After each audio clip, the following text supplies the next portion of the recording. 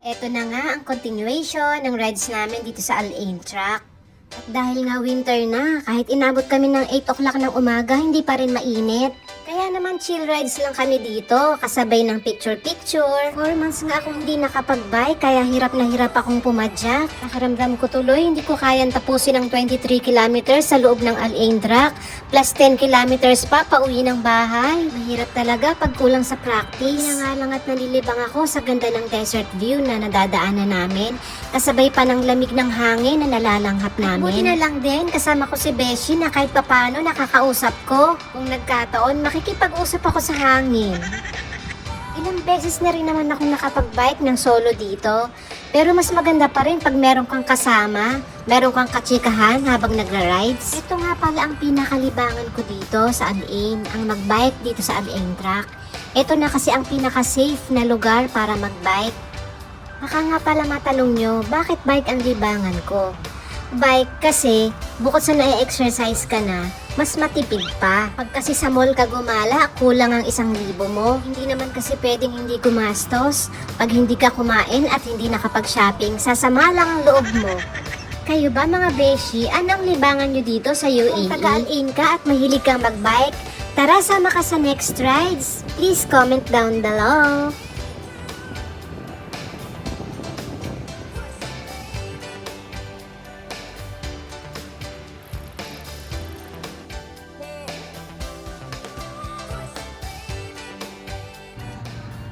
Chocolate break muna kami.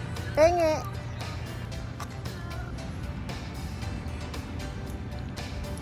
Kailangan tong saging sa rice.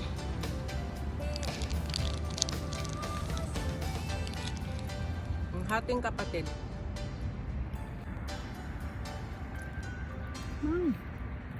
Talaga to, nagkalat to. Ikaw talaga, nagkalat ka, oh. Pupulutin ko kasi nakakahiya naman.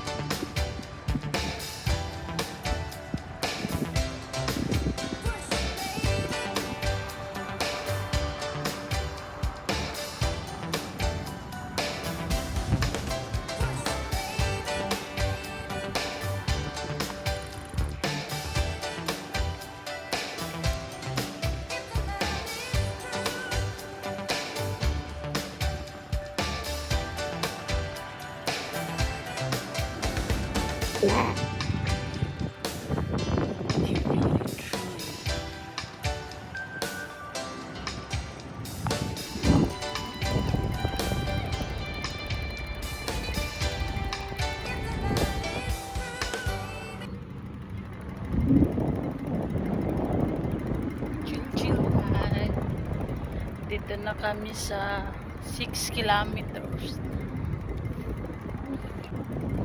Layo pa, dito pa kami. 22 kilometers. So nasa kami 7 kilometers pa lang. 7:10 na. So may araw na.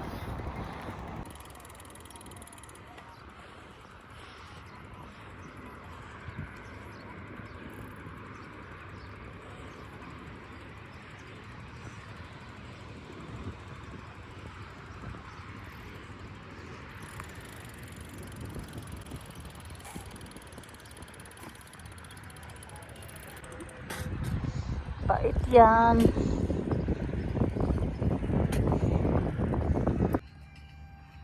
Let's go na, Beshi! Beshi!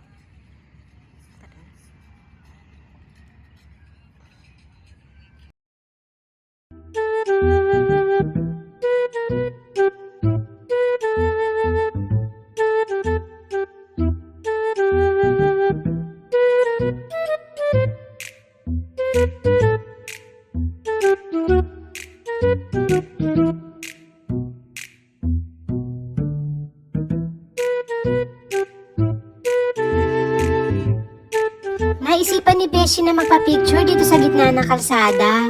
Hindi rin kasi siya masyadong mahilig sa picture. Pagkatapos nga nito, kailangan na naming paspasan ng padyak para makauwi na.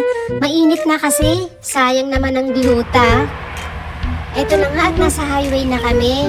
Habang nagbabike nga, iniisip ko kung anong kakainin namin pagdating sa bahay. Sa sobrang pagod ko, parang di ko na kayang magluto. Inaya ko na nga lang si Beshi na kumain ng parata at magkarakti sa daan. Pero ayaw niya, gusto niya daw mag-rice. Hi, rice is life talaga pag ganitong galing ka sa rides. And that's for today's video. Kita-kits sa next gala!